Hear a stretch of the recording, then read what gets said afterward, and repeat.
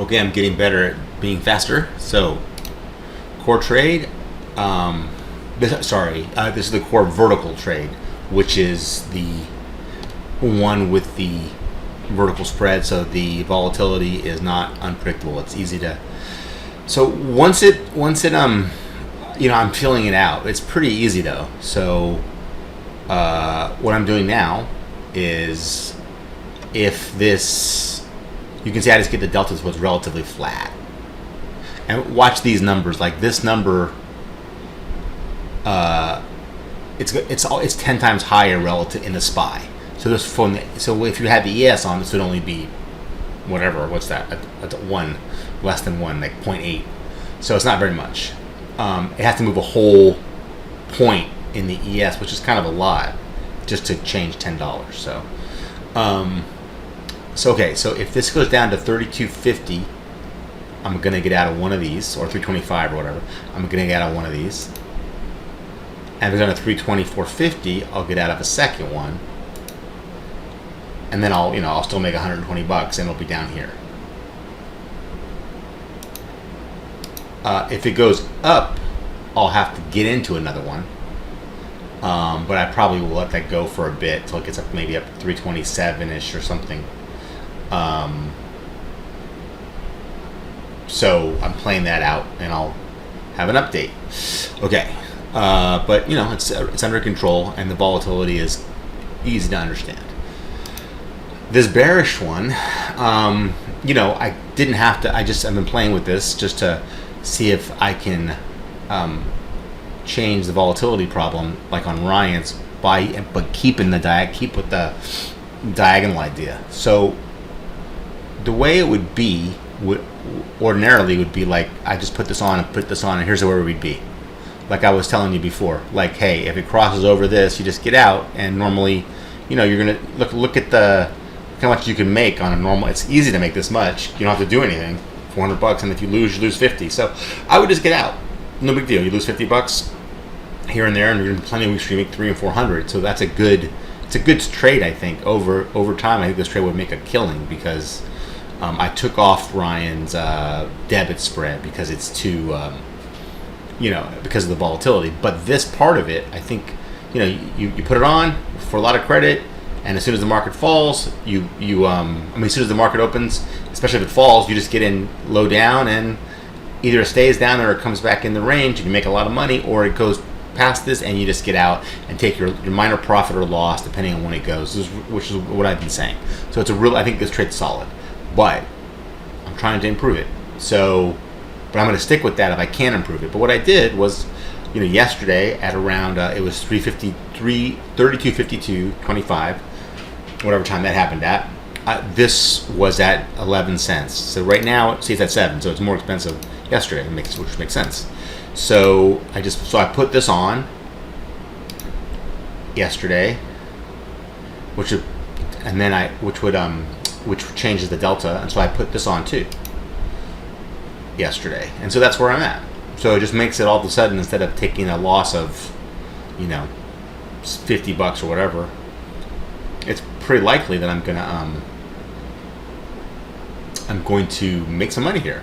So I'm just and the idea of why this volatility shouldn't get crushed as much is because if you put it on later in the week, a lot of the volatility has already bled out, so the change in volatility won't be as great as if you put it on the beginning of the trade. So there's that, and then the volatility one. Man, this has been all over the place, and this is a kind of a relatively tougher week, but still no big deal, easy to control, and only $50 in loss, and I'm up 100. I have $133 today, just to get back to break even. Now I could do this, and I might. I'm just waiting to see if the market starts to fall. It looks like it's not falling. I thought it was going to fall. If it was, I was going to not do this. But look at this. So I could put this on first, and then this, and then you'd be in here, and then you got $271. So I'm going to wait a few more minutes, make sure the market's not falling or anything, and then put that on. I mean, if it falls, I'll do my thing. and adjust it again. But I'm just showing it's free. Like, this is very easy, and like $271 of data today. So I get up $100, 100, and just get out, and that's it. And on a rough week, you make $100.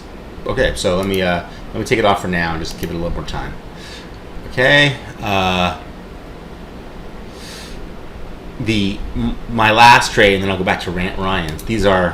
This trade is a great trade. This is you can see it. I have it in here. I'm up.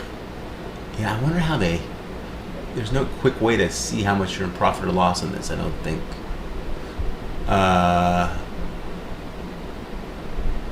Yeah, well, 187. Well, there's a difference between those two, right? So it's it's $73 today. I don't know how you I don't know fucking Tastyworks or any good way to look at anything, but whatever, it's real. So the money, when I started this trade, I was at 52,161, I think. So there it is. That's whatever that is. Maybe I could be. Anyway, sorry, I'm just talking a lot, but you can see this trade is bouncing all over the place, and it's still up. It's only been a day. Sorry. Where am I looking? Here. Sorry, I'm all over the place. This one, yeah. So $50, right? It makes sense. Okay. And so back to Ryan's trades. Okay, wow, right? More volatility crush. I'm actually in this trade. I'm actually losing it. So, I'm starting to hate this trade of his. Here's the one with. This is the one that you really liked. You said it looked great. So, and I'm not saying you're wrong. I say it did look great, but this is the one that I sent to you, and you're like, "Wow, it's so huge." That's what she said, and this was like you were excited about this trade, and it was way up here. And the VXX said this is without the VXS. This is just the trade, and this didn't save it. So it's another fucking example of this not working. We should either we don't understand it and we should look it up or something. So here's the trade. Another version of it with 3 different volatility things to see if it would have helped. Nothing seems like you have to do it earlier, which makes it more expensive. Or you can't do it. We have no loss to the downside. So this is your trade. No, sorry, it's not. That's my trade again. I was doing this. Was another experiment. Did this on Monday just to see how it would have worked. With this on, it's even worse. I mean, it's not going to work out. Here's yours. I don't think you ever got this. If you had, it would have been good. But you see how the theta and this balance out, and you want to get out on Thursday. So, and that's what if it had filled. So if you did this, if you had done this at the time, it would have been worse. If you had done it like this, if you gotten in 2 of these, well, you wouldn't have done that probably, right? But you wouldn't have done that trade. So I get it, but be interested to hear what happened for you. Okay, so that's it. So my trades are going well, and I made good money on my other ones that I closed. If you remember, I did my I already did the core puts. I just got out because I don't think that's a good trade yet. Got to work on that. Vertical bear. I'm just switching account, so that's a good trade. Put spreads worked beautifully, like I said. Flat delta. I got out $100 because I'm putting that in Tastyworks. So this one and this one. I think this one and this one I'm putting in Tastyworks because it's you don't ever have to make quick moves. And since I don't know the program or the conditional orders or anything, I can do it in there. Okay, so I'm gonna get into one of these soon, probably tomorrow. And look at this. This is the this is working so far. This is that experiment. This was far away. This is right where it is now. And look how far away it's moving. It's not below. It's not down. And when it got closer, this was going up.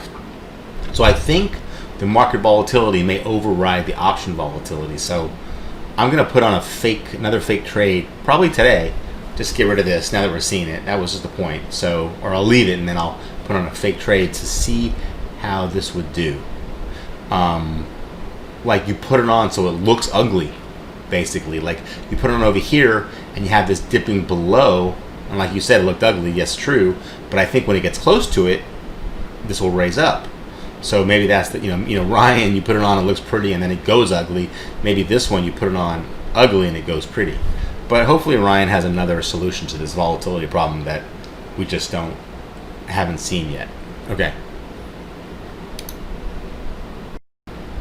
I like to just do this because I know it doesn't probably matter to you, Randy, but anybody else who's watching this in the future, who knows who it's going to be, because I'm going to have these up there on YouTube forever probably. So I'm doing this in real time, so this is you can check the prices in wherever platform you want, but it's 10:48 on June 23rd, 2020, July 23rd, July 23rd, 2020, 10:48, and these are the prices, and I just making the point that my trades that I'm in here are going to get adjusted. The ones that I just went through are going to get adjusted if it hits this or hits this. If it doesn't hit either one, I'm just going to leave them and make profit. So I'm just waiting to see which one happens first, and then I'll make the adjustments. I just wanted to say that because there's no way I could cheat or alter it after the fact, and I think it's important for people to see this if anybody ever watches it. Who knows?